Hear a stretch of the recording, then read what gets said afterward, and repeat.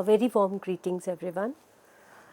Welcome to this lecture series on applied spirituality and sustainable development policies. We have been discussing on this topic for the last 2-3 lectures, and the last lecture was on public policy for sustainable development, a Gandhian paradigm. So part 1 we've already discussed in the last lecture, and this lecture is dedicated to part 2. In the earlier lecture, we discussed the learning outcomes as the present challenges faced by the mankind, according to based on the regime which we have followed over the civilization. We also discussed the relationship between spirituality, public policy, and sustainable development. We discussed the models of Gandhian thoughts, and in the last lecture, some of the models of Gandhian thoughts such as Satyagraha and Sarvodaya were discussed. Today, in this lecture, we are going to touch upon some more models suggested and proposed by Gandhian, advocated by Gandhian thoughts. One of them, remarkable model, is the trusteeship model. The other model is economy of permanence by J.C. Kumarappa. Another concept was decentralized settings of public policy, consensus-based decision-making systems, Nai Talim for education, establishing the linkages between Gandhian thoughts and sustainable development goals. This is our main learning outcome. Now let us start from the beginning of today's learning outcome. One of our objective is to talk about and evaluate and go deeper into the concept of trusteeship model and how this particular model will fit in and deliver us a sustainable development goal. Gandhian economic model under sustainable public policy aims to achieve the sustainability through one of the aspects which is designed by Gandhian thought, that is sustainable trusteeship model. Before the climate change began, the entire debate began, Mahatma Gandhi said that one should act, us human beings should act as trustees and use the natural resources very wisely. Our moral responsibility is to ensure that what we bequeath to the future is sustainable and it leads to a healthy planet. The thought advocates that the world's bounties are primarily for the entire human race and not for the consumption of a particular human being or an individual.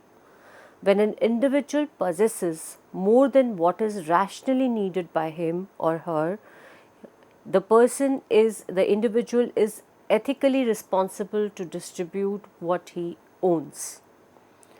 In this era, when we are talking about energy transition and climate change, technological revolution and innovation, the choice of the consumer should be at the center.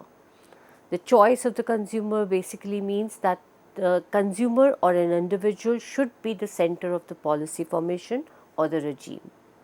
Freedom must be assigned to an individual and the objective of inclusivity must be accomplished in whatever policy we make, the framework we make for. All individuals, irrespective of their income, category, class, caste, religion, or any section of the society, have the equal right to express their choices. It may be of energy, it may be of other sources and other infrastructure. So one should get that liberty of making a choice of what one wants and how much one wants. This will ensure inclusivity of all sections of the society irrespective of their diversity in the form of social, economic, income, class, caste, etc. In other words, the aim behind lobbying or symbiosis of various stakeholders must be achieved through inclusivity and affordability. Thus, the Gandhian ideology signifies this 7th sustainable development goal, which is affordable and a clean energy. Trusteeship model, as we discussed, the concept will achieve SDG 13, the climate action, SDG 1, that is no poverty, SDG 2, that's zero hunger, and SDG 7, which is affordable and clean energy. We will soon see how SDG 7 can be achieved through the systematic analysis of the Gandhian thoughts. SDG 13, which is climate action, is completely related to the concept of the interconnectedness of all the models we discussed in the Gandhian framework, and SDG 1, which is no poverty, is also achieved easily. SDG 2, which is hunger, zero hunger, can in the same journey of achieving the SDGs, that zero hunger is also achieved. The definition of economics is basically to evolve from the individual self, then to the society, and finally to the state. This is where the entire system failure was observed when the economics failed to deliver the way we know it. The discipline is known by now. The way it systematically failed in delivering and connecting the individual to the larger framework of policies and state. All the three entities we visualize in economics, like individuals, firms, and the state, have to function in sync and in the same direction with the same objective. It is only then that the socio-economic transformation that will originate, and it will originate from the Gandhian economic framework or revolution. It is only then that we can visualize a climate resilient society, or a world that will ensure a better place to not only to our human life but also to the non-human and existence and the ecology around us. It will also ensure a better life on planet Earth for the future generation. This interconnectedness of human beings and later with the ecosystem is the underlying phenomena of transformation of an individual's self, and that transformation is observed in at three different levels from the Gandhian framework. The first transformation is observed and it occurs at an individual level, and that is the self-upliftment.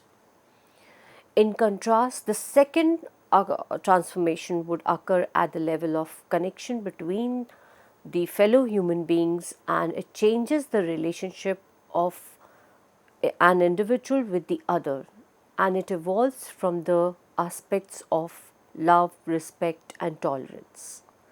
So, this interconnectedness between human to human relationship, human connectedness, that is revolutionized once we adapt and adopt to the Gandhian framework and ideology.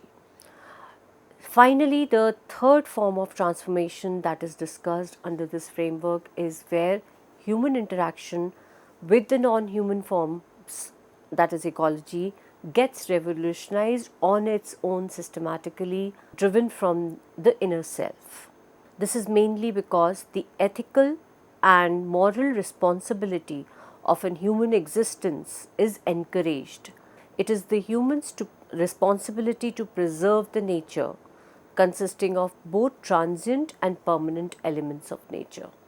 Thus, the relationship between human and nature, with nature, or human or non-human forms is completely transformed under this revolution.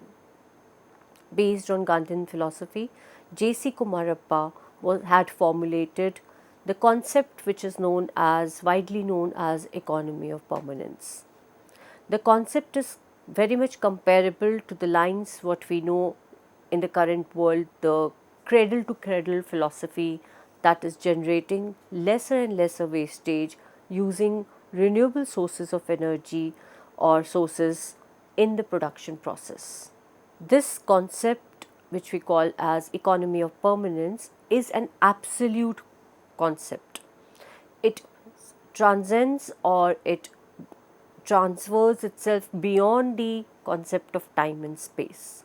Such a concept is a permanent concept, and it is a concept that involves permanence. which could be attributed to the concept of God, truth, and love, and that is unchangeable. That remains what it is, and it does not vary with time or space. Within this gambit of time and space, nothing is, uh, everything is absolute, and for Gandhian nature, Gandhi, the nature was analogous to God. However, when nature is not considered as God and when you consider it as a scientific form, then it is understood limited by the time and space. It would mean that the nature will strike through in future. It will perish through time. In this context, human life is said to be transient as compared to what we know as nature, which is considered as permanent relative to human life. However, it is important to comprehend that the nature consists of some materials which are limited and fixed in quantities, such as coal, petroleum, iron, copper, etc., which are considered as transient form according to Kamarappa, and he designed this concept and formulated it in 1948. On the other hand, if we look at water, air, and trees in, and we see that the consistency, a consistent flow of water, another example is timber in the forest, they may be considered as permanent because they replenish themselves, they are inexhaustible in nature, and therefore in that context they can be considered, or they can be termed as permanent. The underlying phenomena of such nature's permanency is based on close cooperation that exists to maintain the continuity of life. It is the cooperation between the nature and the human existence that leads to the larger concept of permanency of nature. So, there is an interconnectedness or interdependency between nature and human life, and that is how to keep it in a continuation form, or to realize the continuity of life, one should visualize it as permanent or transient.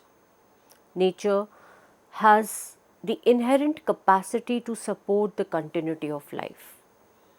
It recorrects itself the deformities, and it has a capacity um, to to clean itself wherever it is required.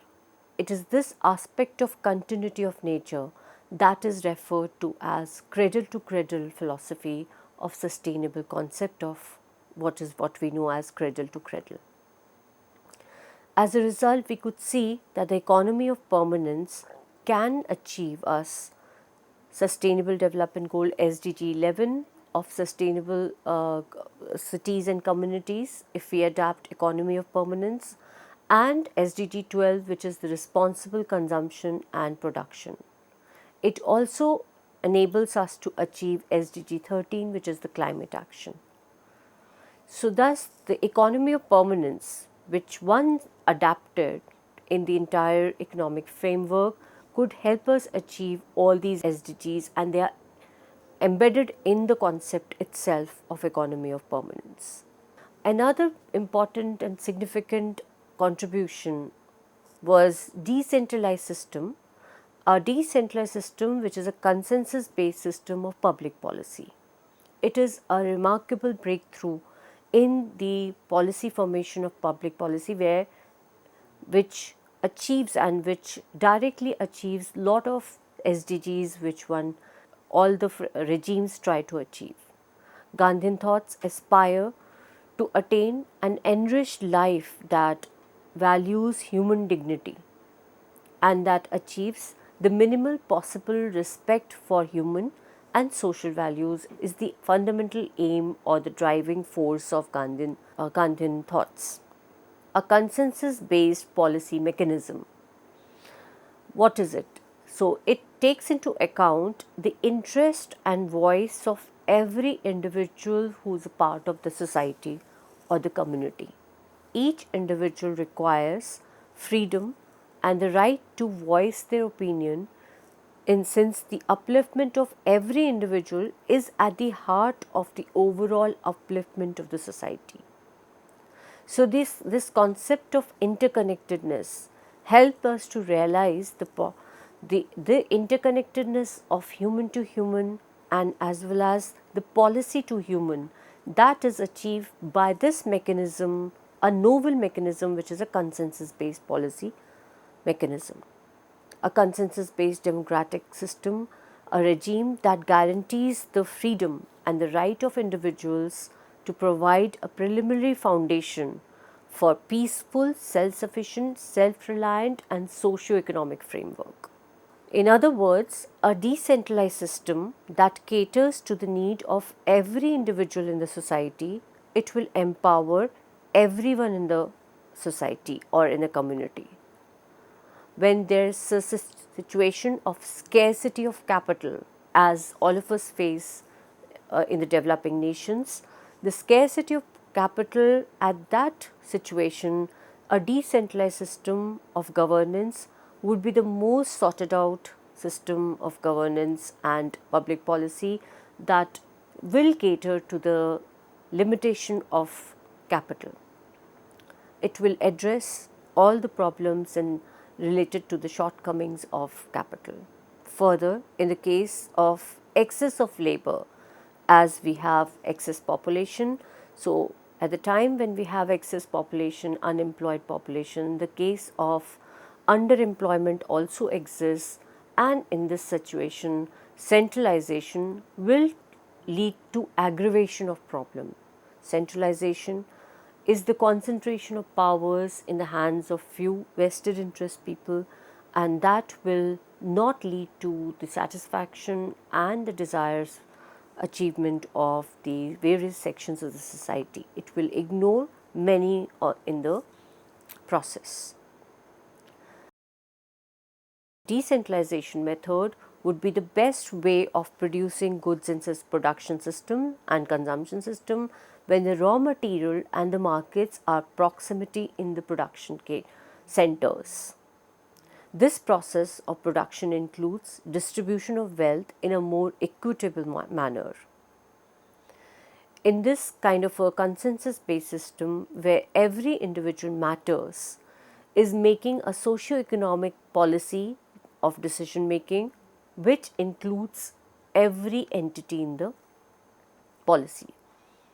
A decentralized settings empowers each producer and it also empowers all the entrepreneurs, improving the standard of living of everyone in the process, uplifting the average intelligence of a nation as a whole. A sense of human values will direct economic activity and various negativities of the global environment such as international rivalry, jealousy, competition would be minimized to the lowest level. And it would lead to finally the human progress, peace and prosperity.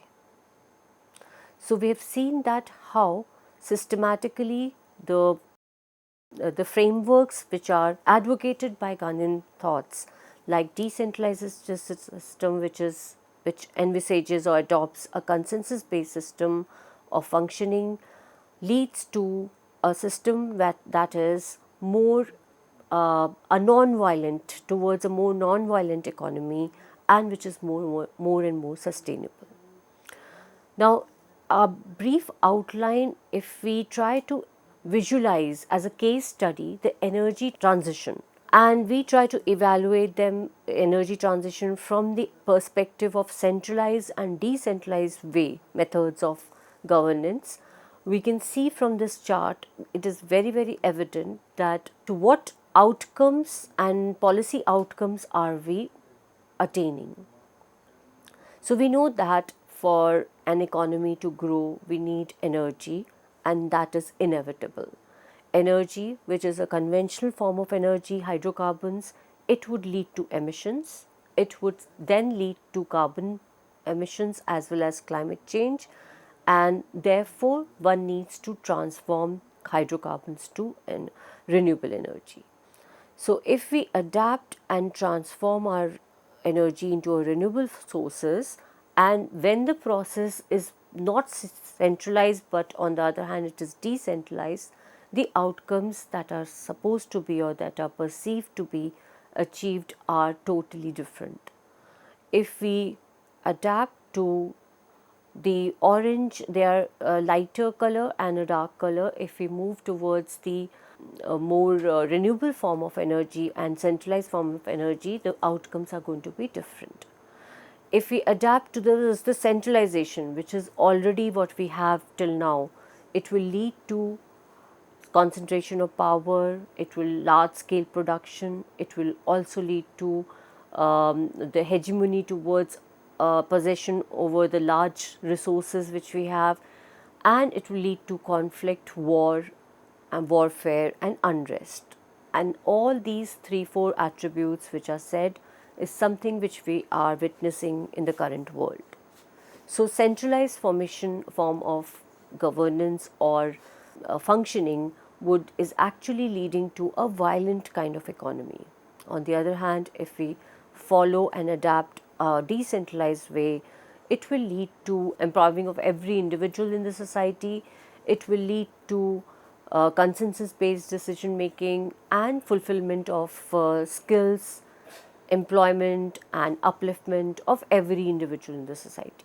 So, that automatically leads to a non-violent economy, and thus with the non-violent economy, most of our SDGs would be addressed and catered.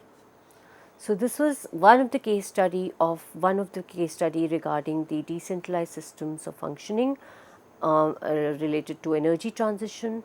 We will continue with the other models of Gandhian thoughts after a short break. Thank you so much.